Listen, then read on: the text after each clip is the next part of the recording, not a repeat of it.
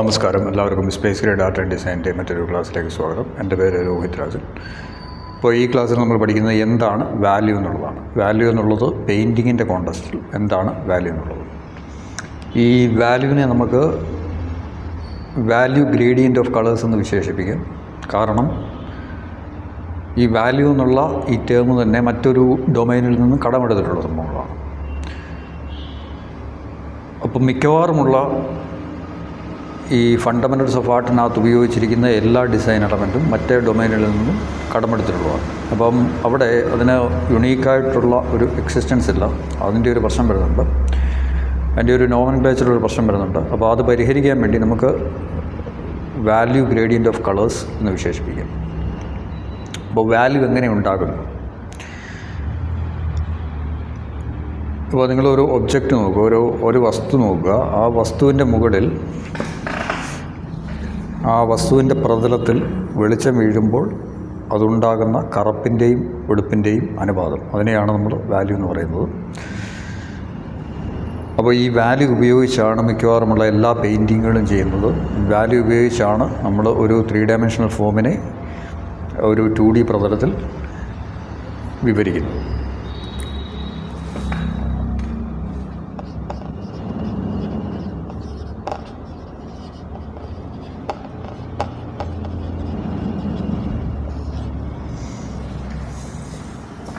അപ്പോൾ നമുക്ക് ആദ്യം ഒരു ഒബ്ജക്റ്റ് വരയ്ക്കാം. ഇതൊരു ഒബ്ജക്റ്റാണെന്ന് വിചാരിക്കുക. അതിൻ്റെ മുകളിലോട്ട് ലൈറ്റ് വീഴുകയാണ്. ഇവിടെ ഇങ്ങനെ ഒരു ഷാഡോ ഉണ്ടാവും.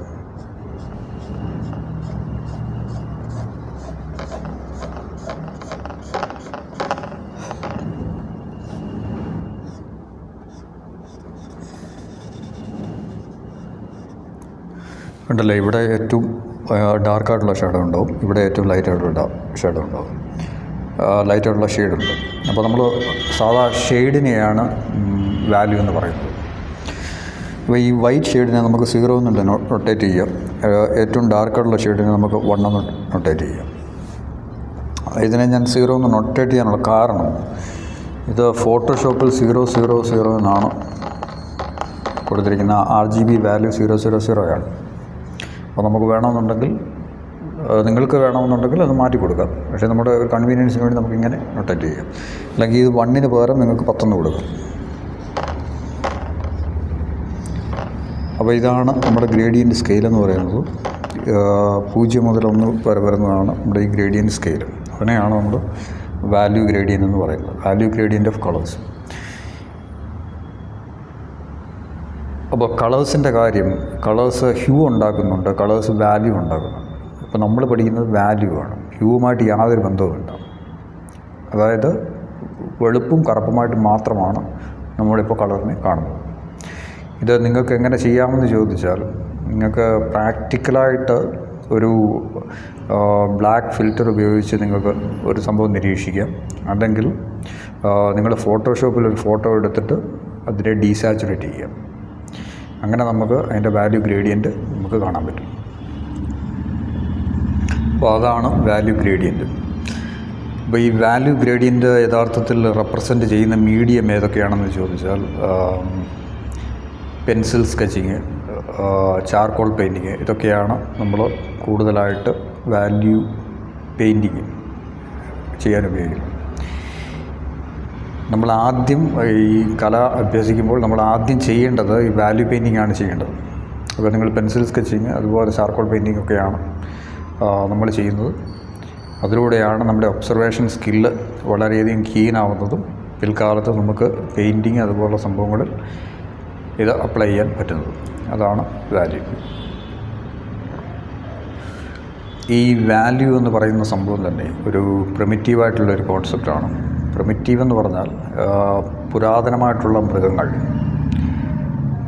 വളരെ കാലത്ത് മുമ്പ് സംഭവിച്ചിരുന്ന മൃഗങ്ങളിൽ കണ്ണുകൾ ഉണ്ടായിരുന്നില്ല. അതിന് പകരം ലൈറ്റ് റിസെപ്റ്റേഴ്സ് ആയിരുന്നു ഉണ്ടായിരുന്നത്. അപ്പോൾ അത് കാണുന്നത് കറുപ്പും വെളുപ്പുമായിട്ട് മാത്രമാണ് സംഭവങ്ങൾ കാണുന്നത്, കളേഴ്സായിട്ട് ആയിരുന്നില്ല കാണുന്നത്.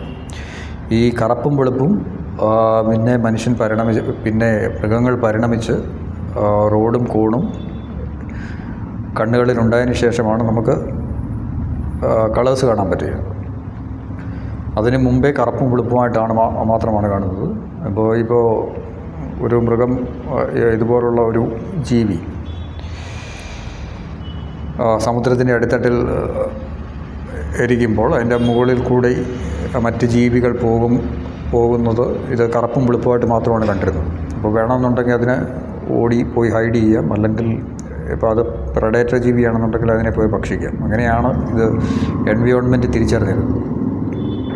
അപ്പോൾ ഈ വാല്യൂ എന്ന് പറയുന്ന സംഭവം വളരെ പ്രിമിറ്റീവായിട്ടുള്ള നമ്മുടെ ബ്രെയിനിൻ്റെ ഒരു ഘടകമാണ്.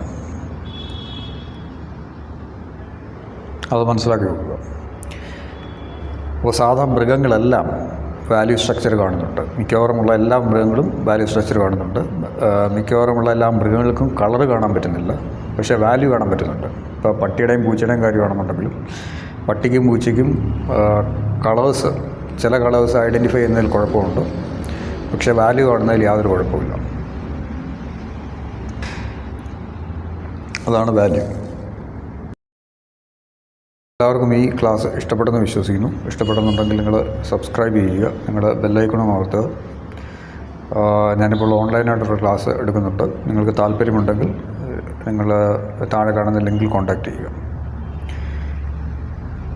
അപ്പോൾ ഇനിയൊരു ക്ലാസ്സുമായിട്ട് അടുത്ത തവണ. നന്ദി, നമസ്കാരം.